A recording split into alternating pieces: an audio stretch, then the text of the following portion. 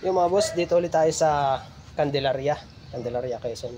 Yung sa ginawa ko dati ng busina. Pakita ko sa inyo. Okay, dito ang ginagawa ko naman ngayon, power window, GL lock panel ito, yung GL panel. Ayan. So ito, naikabit ko na, pati doon sa kabila. Tapos yung central lock niya, yung sinabi ko sa inyo na i-auto wire ko. Di ba meron ditong nakabalagbag na wire yan. Nagawa ko na yan, ayan.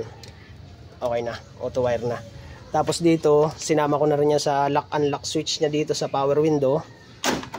Lock, unlock. Okay? So check naman natin yung ating power window. Okay, binuhay ko na yung ignition on kasi kasama yan sa ignition on mga boss. Okay, check natin ha. So dito sa ating driver side, up natin, down. Sa kabila, passenger side, up, down. Okay, so titestingin ko na lang mamaya yan kapag all goods na lahat, pag naisalpa ko na. Dito nga pala sa ating power mirror, kinabitan ko rin yan ng power mirror eh. Check natin. Yan yung finish niya. Tapos yung 360 camera niya, inikabit ko na rin. Kasi ang napakabit lang dati dyan ay front and rear. So check natin yung hazard. Yan. So naka-hazard tayo, no? Meron niyang kasama sa hazard. Yan. Tapos ito yung hazard. Check natin. Tapos ayun, hazard. Okay, tapos yung ating switch, iintayin pa natin kasi switch lang ang dumating. Yung harness ng switch ay wala pa. So pagkatapos na nung or pag dumating na yung switch, yung socket niya, saka ko na lang siya ikakabit. Yan. Tapos yung door, sliding door switch o sliding door light, check natin. Dito naman yung door light o dito sa stepboard light. Ayan, naikabit ko na rin yan. Idinaan ko yan dito yung wirings. Dalawang wire yan. Ayan o. Diyan ko idinaan. Tinanggal ko yung kesame. Tapos tinap ko yan dyan. Diyan sa dalawang wire na yan, negative positive or positive, tapos switch lang yung negative niyan. Switch yan para dito. Tapos iniabay ko yan dito. Yan, mula dun sa taas, pababa dito. Okay? So all goods na itong stepboard light. Tapos may kakabit pa ako diyan na third brake light. Yan, siguro isabay ko na lang 'to pagkakabit ko nung mirror switch. Ayan o. Okay, naka-standby na lahat yan. Pati yung camera nung 360, nakabang na rin yan. Ikakabit ko na lang yan dun para maging 4 na ulit yung camera niya. Dual lang ang ginawa ko dyan eh. Okay? So yun. Bubuuhin ko na muna ito lahat. Tapos ay check tayo ulit. Okay, tapos na mga boss. Nailapat ko na rin yung ating sidings. At syempre sa kabila, ganun din. Ito nga palang sidings na ito or yung power window GL lock panel ay ganito itsura niya. Yan. Ito yung auto niya nasa right side at ito yung sa left side or yun sa pang right side. Baligtad lang yan mga boss, tingnan niyo. So okay na yan. Tapos yung 360 natin or yung camera na ilagay ko na rin sa ilalim. Check natin sa kabila. Yan, ito naman yung sa kabila na camera. Okay. Lahat yan ang kinabit natin, power window, yung mirror, naka-auto wire lahat yan. Dito ko lahat yan dinaan kung saan idinadaan yung sa central lock system. Yan. Naka-auto wire lahat yan mga boss. Tapos yung power window, naka-relay yan. Check natin ha. Yung door switch, check natin yung door switch pala. Door switch or door light pala. Yan. Yan, door light. Ngayon, kapag kayan ay nagsarado ang pinto, mamamatay automatic yung ilaw natin. Okay? So, dun yan nakasama. Dun ko yung tinap. Isarado muna natin. Tapos dito mga boss, nilagay ko na muna yung switch ng mirror. Pero, hindi pa yan nakakonekta. Kasi nga, wala pa yung socket natin. So, hindi pa yan gagalaw. Turning signal pa lang ang gumagana dyan. Check natin yung hazard. Ayan yung itsura niya. Okay? Yan yung commuter. Yan. So, dun sa kabila, tignan natin. All goods. Ayos. Yan, sabay lang din siya. Ngayon, yung mirror niya at auto fold or yung folding mirror, hindi pa yan nagana. Gaya nga nasabi ko, wala pa yung connector socket. So, check muna natin dito yung 360 natin. So, iset muna natin or i-on muna natin. Ayan yung 360. Yun. Noong una kasi ko itong ginawa, dual camera lang pinagana ko kasi nga hindi pa pwedeng ilagay yung camera sa hindi pa pwedeng ilagay yung camera dito sa side mirror. Okay? So, dito tayo sa 360. Yan. Pag nakakita kayo ng nag-red na ganyan, ibig sabihin nagre-record yan. So dito, sa USB siya nakalagay or yung memory niya ay USB. Ayan, diyan ko nilagay yan. Tapos yan, check natin. Pagka pupunta tayo sa record, punta lang tayo sa setting. Tapos yun, yung video camera na yun. Ayan, ayan. Marami na yung ano. Tanggalin lang natin yung lock. Mamaya na pala. Manood muna tayo. Ayan yung ating mga kuha sa camera. Front. Back tayo. Ito yung left side. Back tayo. Ito yung right side. Back. At ito yung rear. Okay. Tapos yan, automatic tayo dyan pagka nag-reverse. Yan. Okay. So, yan yung online natin ngayon. Balik ulit tayo. Balik sa 360. Okay. Basta pag pupunta tayo sa video, pupunta lang tayo dito sa setting. Tapos ay video cam. Tapos yan pwede nating ilak. Katulad nito, nakalock siya. Ang style lang dyan, edit. Tapos select tayo dito. Unlock. Or kung ilalak naman natin, select tayo ulit. Kunyari ito, tapos lock. Yan. Yun, nakalock na yun. Oh. Okay? So, edit, tapos select, unlock. Okay?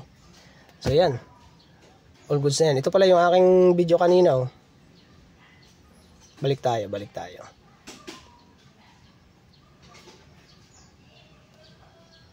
Ito. Ito yung record natin kanina. Yun, oh. Yan yung kanina. Back tayo. So, ayan, okay na ito. Ayan, basta ganyan lang yan. Tapos, testingin naman natin ang power window. Ayan. Dito naman sa power window, mga boss. Dito sa main controller, syempre, itong side na to, para sa kanan. Up.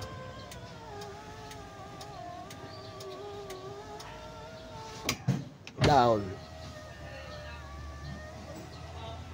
Okay. So dito yung auto niya, ito yung para dito sa side na to or dun sa left side. Up.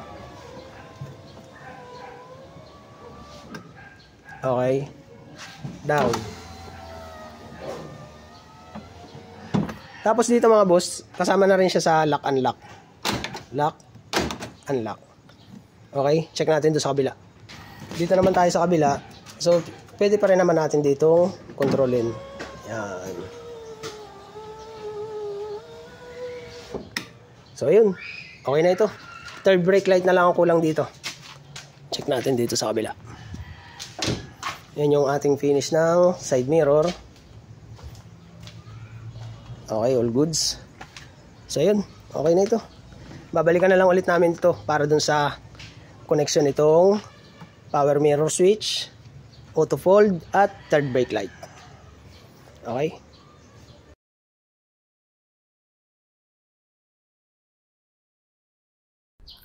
Yung mga boss, continuous lang tayo ulit dito sa ating Toyota Hiace commuter na kinabitan namin ng power window, auto fold mirror. Yan, pakita ko lang sa inyo. Okay, dito yung ating ididiretsyong gawa, nakabili na sila bossing nung socket, nung switch. Ayan. So na-connect na natin yan, pati yung yung auto fold module. Yan. Naikabit ko na rin yan. Syempre, ang ating installation yan ay laging may fuse. Ayan yung fuse niya. Tapos syempre yung power window naka-relay. Ito ang relay niyan. Para safe, hindi mapwersa yung ignition switch. So dito, testingin na muna natin yung mirror. Syempre, i-on muna natin yan para gumana yung switch. Left muna tayo. Down, up, right, left. Okay, check naman natin sa kanan. Switch natin sa kanan yan. Okay, dito. Kanan naman tayo. Switch sa right.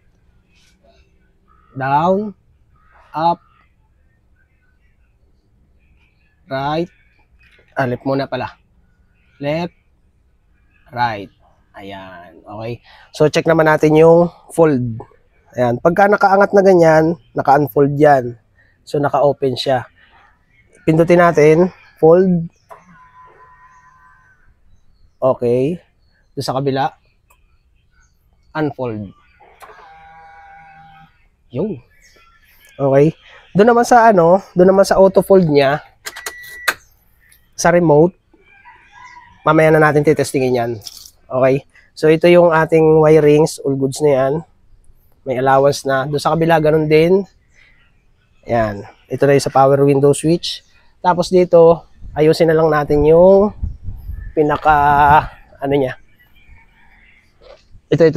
Ikakabit ko na rin to. Yan. Okay. So, dito, check natin. Yan. Asa na ba? Yun. Yan yung bubutasin ko pa. Okay? So, yun. Yun na lang. Pagkatapos nito, maglilinya na rin ako ng auto wire.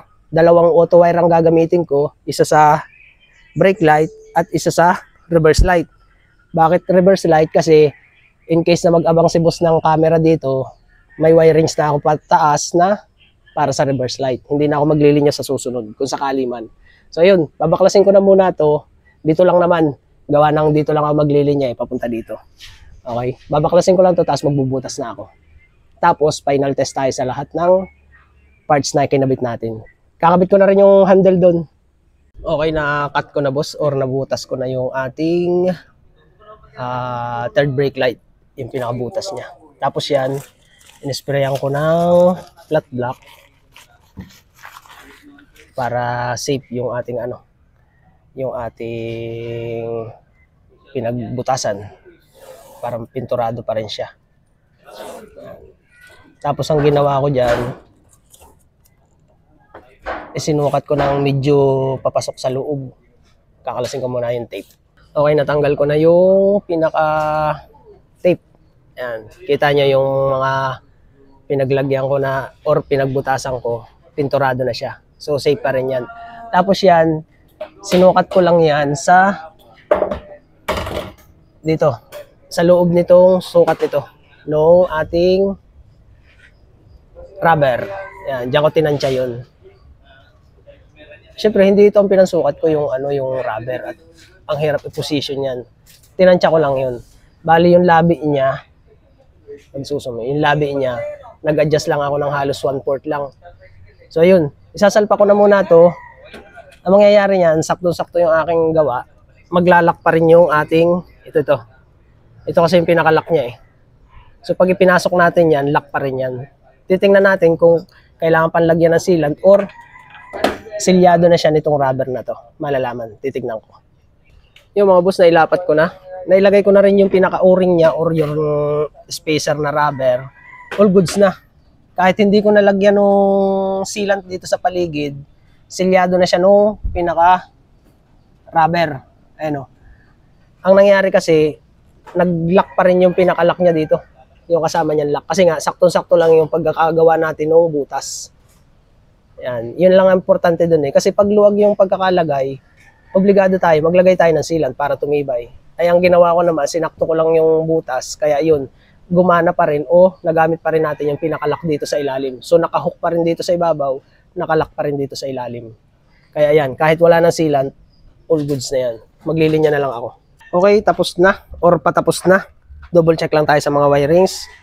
Sa driver side, all goods na yan. Dito sa pag-light, sa side mirror switch, sa auto fold module, check natin sa kabila. Dito sa right side, check natin yung wiring, all goods na rin. So dito sa unahan, bubuuhin ko na lahat yan, check natin sa likod. Dito sa likod, na-itap ko na rin yung para sa preno. Dinaan ko yun doon sa goma, sa loob. Tapos ito na yung wirings ng third brake light. Tapos check natin yung pinaka third brake light. Yan mga boss. Yan ang finish natin. So bubuuhin ko na ulit yan.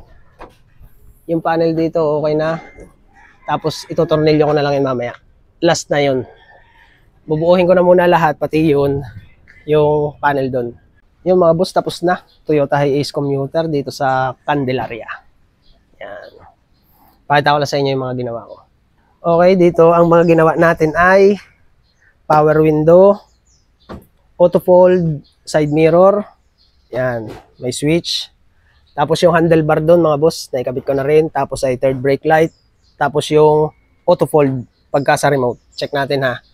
So dito, susi muna natin. Check muna natin ulit lahat. Fold muna tayo.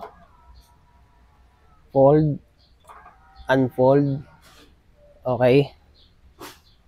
Tapos, side mirror tayo. Check muna natin ulit. Down, up, right, left. Doon naman sa right, down, up, left, and right. Okay. Tapos, check naman natin yung fold niya o doon sa remote. Check muna pala natin yung ano, yung power window. Yan. Dito, yung side na to, pangkaliwa yan. Yan. Kita nyo? Tapos dito, yung pangkaliwa, dito yan, sa pangkanan na switch. Auto. Okay. Auto down. Okay. Tapos meron din siyang lock unlock. Tapos dito, check na natin yung auto fold niya. Ayan mga boss. I-remote natin. Silent lang tayo. Lock. Yan nga pala, pagka nag-turning light tayo, sasabay na rin yan. Unlock. Yung. Nag-alarm siya, gawa ng bukas yung pinto sa sliding. Lock. Unlock. Yan nga pala mga boss. Baka tanongin nyo, kapag kabuhay ang susi niyan, yan, kunyari, hindi ko pa binubuhay yung susi ha. Pag nilock natin yan, magpo-fold yan. Pag minanwal natin na i-lock yung central lock system, syempre. Pag ini-unlock natin, mag-o-open. Pero oras na naka-on yung susi natin, yan, naka-ignition on or naka-start, pag nilock natin yung pinto, or yung central lock, hindi yan sasama. Okay? So, ayun. Tapos, start na natin. Check naman natin yung third brake light. Check natin dito yung third brake light. Ito na yung finish natin. Ayan. Okay. So, titestingin na natin third brake light. Okay. So, testingin na natin. Ayan. Pagka nagpreno, bitaw. Preno. Okay. All goods na. Okay na yan. Tapos dito, check naman natin yung door handle niya. Yan. Pansamantala, kinuha ko muna yung sa driver side. At syempre, yung sa passenger side, ayan, papalitan din ni bossing yan ng mga, TRD type na door handle. O yung hand grip, ano ba yung tawag dun sa, yun, grab handle na yun. So, ayun. Ito yun. Dito ko na nilagay yun. Yan. Diyan sa pwesto na yan. Okay. Nagbutas ako dyan. Tapos may tornilyuhan lang. So, all goods na yun. Yan. Pagka dito, sasampa ka, stepboard, kapit, tapos pwede ka nang, yan, bumitin dyan. Okay? Kinabitan ko rin siya ng stepboard light. Okay? Ayos ito. All goods na lahat. Ayan. Toyota Hiace commuter.